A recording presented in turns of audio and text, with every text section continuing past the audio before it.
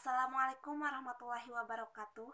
Perkenalkan, nama saya Silvina Pisahuljanah, NPM 192170056,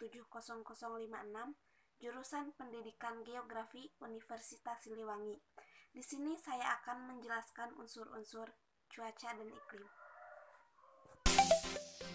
Yang pertama ada radiasi sinar matahari.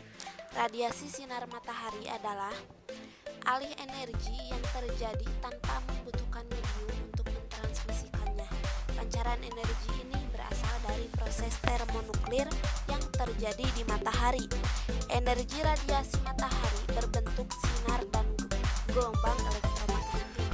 Kemudian, spektrum radiasi matahari sendiri terdiri dari dua, yaitu sinar bergelombang pendek dan sinar bergelombang panjang.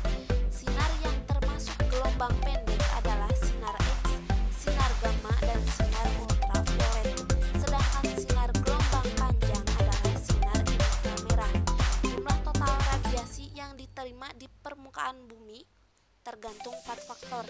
Yang pertama, jarak matahari, kedua, intensitas radiasi matahari, ketiga, panjang hari, yang keempat, pengaruh atmosfer. Yang kedua ada lamanya penyinaran dan sudut datang sinar matahari. Lamanya penyinaran adalah lamanya matahari bersinar cerah pada permukaan bumi, mulai dari matahari terbit hingga terbenam. Lamanya penyinaran matahari akan berpengaruh terhadap aktivitas makhluk hidup seperti manusia, hewan, dan tumbuhan. Pada musim penghujan, didominasi penyinaran matahari harian yang pendek, sedangkan musim kemarau ditandai dengan banyaknya uap hari yang cerah yang dapat diartikan bahwa lama penyinaran harian yang lebih panjang. Perubahan pola lama penyinaran matahari dapat dijadikan sebagai indikasi awal perubahan komponen atmosfer yang terkait jumlah uap air di udara. Yang selanjutnya ada sudut datang sinar matahari adalah sudut yang dibentuk oleh sinar matahari dan suatu bidang di permukaan bumi. Semakin besar sudut datang sinar matahari, maka semakin tegak datangnya sinar matahari. Dan sebaliknya, semakin kecil sudut datang sinar matahari, maka akan semakin miring datangnya sinar matahari. Sudut datang sinar matahari terkecil terjadi pada pagi dan sore hari, dan sudut terbesar pada siang hari. Yang ketiga ada suhu udara. Suhu udara adalah keadaan panas atau dinginnya udara di suatu tempat pada waktu tertentu. Nah, kenapa sih pada dataran tinggi atau pegunungan itu suhunya lebih dingin daripada dataran rendah?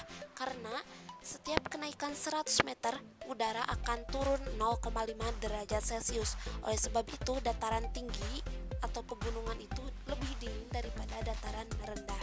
Nah, kemudian kenapa sih Indonesia berbeda suhunya dengan Amerika, Korea? Keadaan itu disebabkan oleh perbedaan letak lintang. Yang keempat ada kelembaban udara. Kelembaban udara adalah banyaknya uap air yang terkandung dalam massa udara pada saat dan tempat tertentu. Kemampuan udara untuk menangkap uap air terbatas. Kelembaban udara menurun ketika suhu udara naik dan meningkat ketika suhu udara menurun. Akibatnya, kelembaban relatif udara tertinggi terjadi pada saat fajar hari, ketika suhu pada saat itu terendah. Kemudian kelembaban relatif terendah terjadi pada saat tengah hari, ketika saat suhu udara tertinggi. Nah, kelembaban udara dapat dibedakan menjadi dua, yaitu satu, kelembaban mutlak atau absolut, dan kedua, kelembaban nisbi atau relatif. Kelembaban mutlak atau absolut adalah banyaknya uap air yang terkandung dalam udara pada suatu tempat dan dinyatakan dengan banyaknya uap air dalam 1 meter kubik udara.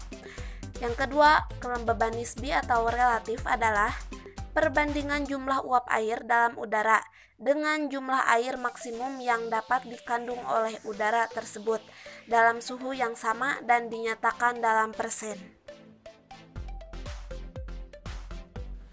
Yang kelima ada tekanan udara. Tekanan udara adalah tekanan yang disebabkan oleh berat dari molekul-molekul udara. molekul yang menempati angkasa dapat dimampatkan dalam volume ruang yang lebih kecil. Udara yang dimampatkan memiliki tekanan udara yang lebih besar. Misalnya, ketika kita meniup sebuah balon karet, maka berarti kita telah memampatkan udara. Udara yang ada di dalam balon karet tersebut tekanannya lebih tinggi dibandingkan di luar balon. Kemudian, besarnya tekanan udara di setiap tempat pada suatu saat berubah-ubah. Semakin tinggi suatu tempat dari permukaan laut, maka akan semakin rendah tekanan udaranya. Hal ini disebabkan karena semakin berkurangnya udara yang menekan. Adanya perbedaan suhu juga akan menyebabkan perbedaan tekanan udara. Daerah yang banyak menerima panas matahari, udaranya akan mengembang.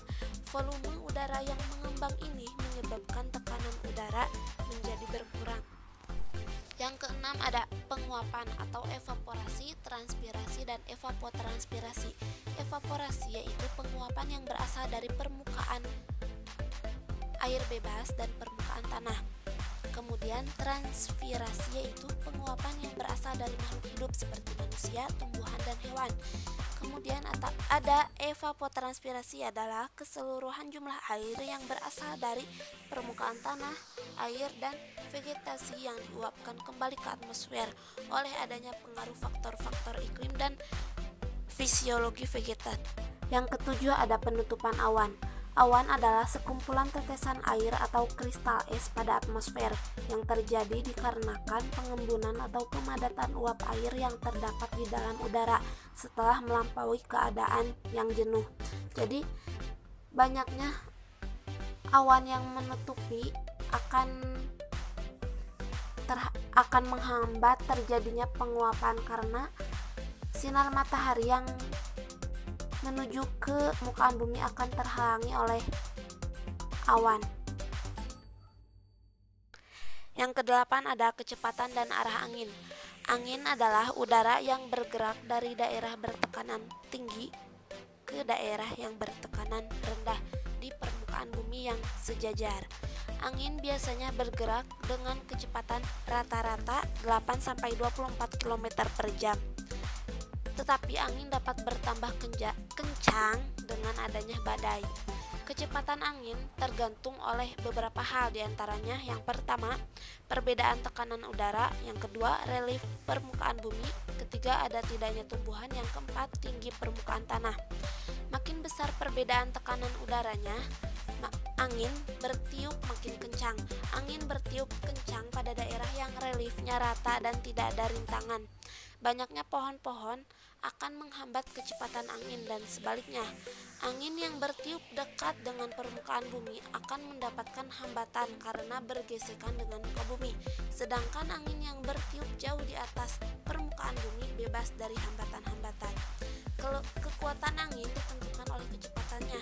Makin cepat angin bertiup, maka makin besar kekuatan. 9. Ada presipitasi. Dalam meteorologi, presipitasi dengan berbagai macam jenis air adalah bagian dari cuaca. Presipitasi merupakan bagian terbesar dari siklus hidrologi. Berdasarkan pada ukuran diameter butir, presipitasi digolongkan sebagai berikut. 1. Hujan gerimis merupakan presipitasi yang diameter butirnya kurang dari 0,5 mm. Yang kedua, hujan salju merupakan presipitasi yang terdiri atas kristal-kristal es yang suhunya berada di bawah titik beku. Yang ketiga, hujan batu es merupakan curahan batu es yang turun dalam cuaca panas yang berasal dari awan yang suhunya di bawah titik beku. Yang keempat, ada hujan deras merupakan curahan air yang turun dari awan yang suhunya di atas titik beku dan diameter butirannya kurang lebih 7 mm. Sekian yang dapat saya sampaikan. Terima kasih. Wassalamualaikum warahmatullahi wabarakatuh.